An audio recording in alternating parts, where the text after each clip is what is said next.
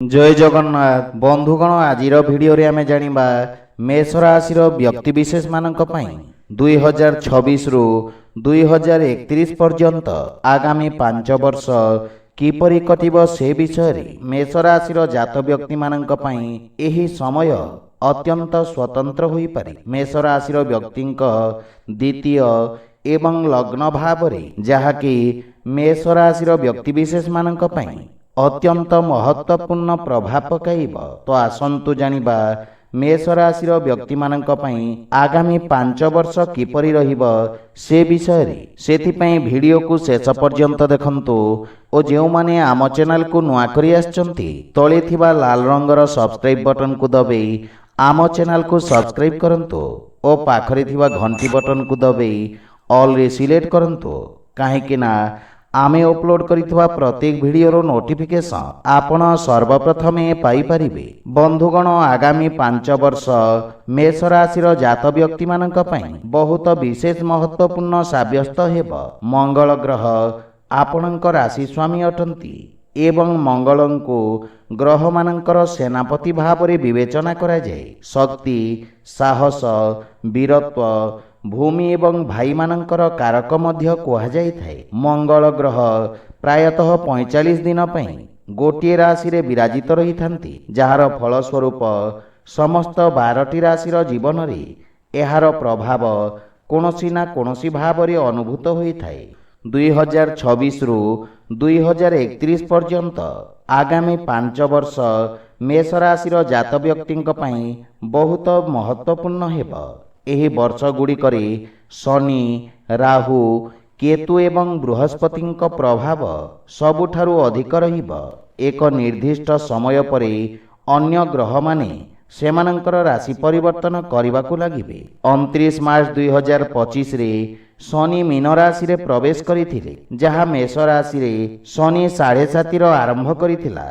तेणु एही राशि रे जन्मित व्यक्ति मानंकू 2027 पर्यंत विशेष सावधान रहिबाकू पड़िब काहेकि ना शनि 7.5 रो प्रथम पर्याय चलीछि। तेणु सेमानंकू अधिक सतर्क रहिबाकू पड़िब। मेष राशि रे जन्मित व्यक्ति मानंकू षडयंत्रकारी माने घेरी रहिछंती एवं मिथ्या अभियोग मध्य लागि पारे। आपणक कार्य बाधा प्राप्त हेब। ऑनलाइन ठकेईर मध्य संभावना रहिछि। गोड़ जंत्रणा अस्वस्थी एवं आखि संबंधित शारीरिक समस्या मध्य देखा दे पारे। शॉर्टकट नेबा द्वारा आर्थिक क्षतिर मध्य संभावना रहिछि। सेथिपई अनावश्यक प्रलोभनरु सावधान रहंतु। एहा सहित जेतेबेले शनि देव वक्र चलन करिबे तथा गोटिए राशि पछकु घुंचिबे एही राशि रे जन्मित व्यक्ति मानकू विशेष सावधान रहिबाकू पड़िब।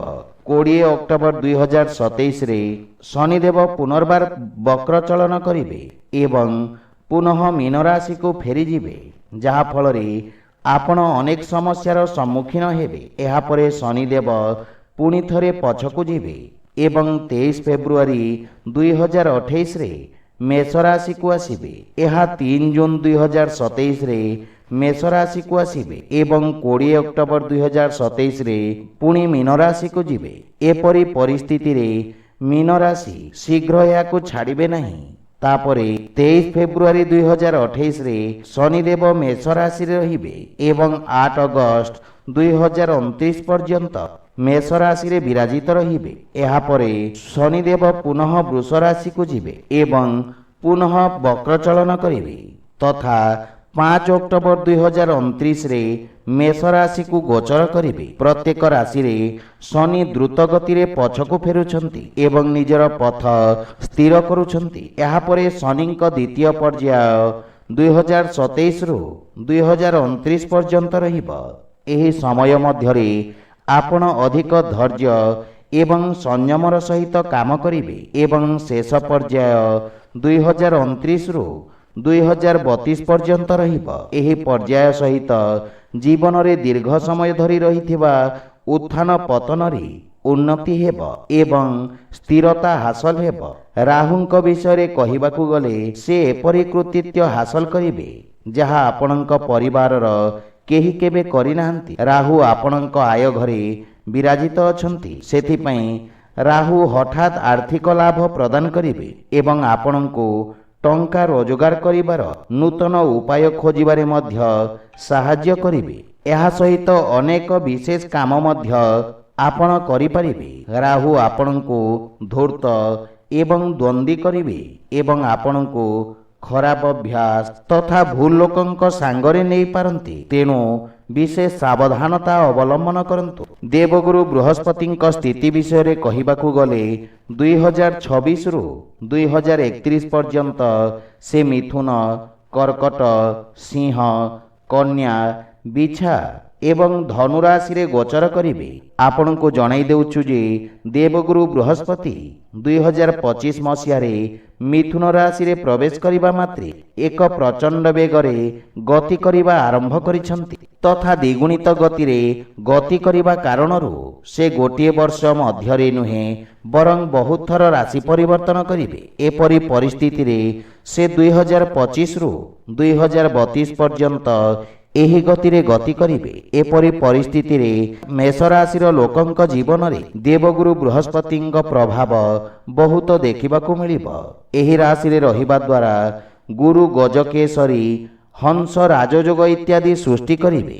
ଏପରି ପରିସ୍ଥିତିରେ ମେଷ ରାଶିର ବ୍ୟକ୍ତିଙ୍କୁ ଘରର ସୁଖ, ଆରାମ, ସମ୍ମାନ, ସମ୍ପତ୍ତି ଏବଂ ମାତାଙ୍କ ସୁଖ ମିଳିବ। ଦେବଗୁରୁ ବୃହସ୍ପତିଙ୍କ କାରଣରୁ ମେଷ ରାଶିରେ ଜନ୍ମିତ ବ୍ୟକ୍ତିମାନେ ଚାକିରି କ୍ଷେତ୍ରରେ ଉନ୍ନତି, ସମ୍ମାନରେ ବୃଦ୍ଧି ଏବଂ ଆର୍ଥିକ ଲାଭ ଅନୁଭବ କରିବେ। ଏହା ସହିତ ଆଧ୍ୟାତ୍ମିକତା ପ୍ରତି ମଧ୍ୟ ଅଧିକ ଆକର୍ଷିତ ହେବେ। 2027 ମସିହାରେ ଦେବଗୁରୁ ବୃହସ୍ପତି ସିଂହ ରାଶିରେ ପ୍ରବେଶ କରିବେ ଏବଂ ବୃହସ୍ପତି ସୂର୍ଯ୍ୟଙ୍କ ରାଶିରେ ପ୍ରବେଶ କରିବା ସହିତ ମେଷ ରାଶିରେ ଜନ୍ମିତ ବ୍ୟକ୍ତିମାନେ ପଦୋନ୍ନତି ଏବଂ ଉନ୍ନତି ପାଇପାରନ୍ତି। ବିବାହ ଏବଂ ମୁଣ୍ଡନ ସମାରୋହ ସମେତ ଅନେକ ଧାର୍ମିକ ତୀର୍ଥଯାତ୍ରା କରିପାରିବେ ତଥା ଆପଣଙ୍କୁ ଭାଗ୍ୟର ପୂର୍ଣ୍ଣ ସମର୍ଥନ ମିଳିବ। 2027ରୁ 28 ସୁଦ୍ଧା ମେଷ ରାଶିରେ ଜନ୍ମିତ ବ୍ୟକ୍ତିଙ୍କ ସ୍ୱାସ୍ଥ୍ୟରେ ଉନ୍ନତି ହେବ ଏବଂ ଭାଗ୍ୟ ଆପଣଙ୍କ ସପକ୍ଷରେ ରହିବ ଏବଂ 2028ରୁ 29 ମସିହାରେ ଦେବଗୁରୁ ବୃହସ୍ପତି ଲଗ୍ନ ଭାବକୁ ଦୃଷ୍ଟି ଦେବେ। ଏହାର ଅର୍ଥ ଆପଣଙ୍କ ବ୍ୟକ୍ତିତ୍ୱରେ ଉଲ୍ଲେଖନୀୟ ଅଭିବୃଦ୍ଧି ହେବ ଏବଂ ଆପଣଙ୍କ ସାମାଜିକ ସମ୍ମାନ ବୃଦ୍ଧି ପାଇବ। କ୍ୟାରିୟର କ୍ଷେତ୍ରରେ ଲାଭ ଏବଂ ଆର୍ଥିକ ଲାଭର ମଧ୍ୟ ସମ୍ଭାବନା ରହିଛି। 2029ରୁ 2030 ମସିହାରେ ଭାଗ୍ୟ ଆପଣଙ୍କ ପକ୍ଷରେ ରହିବ ଏବଂ ଆପଣ ଅନେକ ଗୁରୁତ୍ୱପୂର୍ଣ୍ଣ ସଫଳତା ହାସଲ କରିପାରିବେ। ବିଦେଶରୁ ଲାଭ ପାଇବାର ମଧ୍ୟ ସମ୍ଭାବନା ରହିଛି ଏବଂ ଆପଣ ଆଧ୍ୟାତ୍ମିକ ପ୍ରତି ଅଧିକ ଆକର୍ଷିତ ହେବେ। 2031 ମସିହାରେ ଭାଗ୍ୟ ଘରର ଶାସକ ବୃହସ୍ପତି ମେଷ ରାଶିରେ ଜନ୍ମ ହୋଇଥିବା ବ୍ୟକ୍ତିମାନଙ୍କ ଭାଗ୍ୟ ବୃଦ୍ଧି କରିବେ। ତ ବନ୍ଧୁଗଣ, ଯଦି ଭିଡ଼ିଓଟି ଆପଣମାନଙ୍କୁ ଭଲ ଲାଗିଥାଏ ଲାଇକ୍, ସେୟାର ଓ କମେଣ୍ଟ କରି ଜଣାନ୍ତୁ ଏବଂ ଆମ ଚ୍ୟାନେଲକୁ ସବସ୍କ୍ରାଇବ୍ କରନ୍ତୁ। ଜୟ ଜଗନ୍ନାଥ।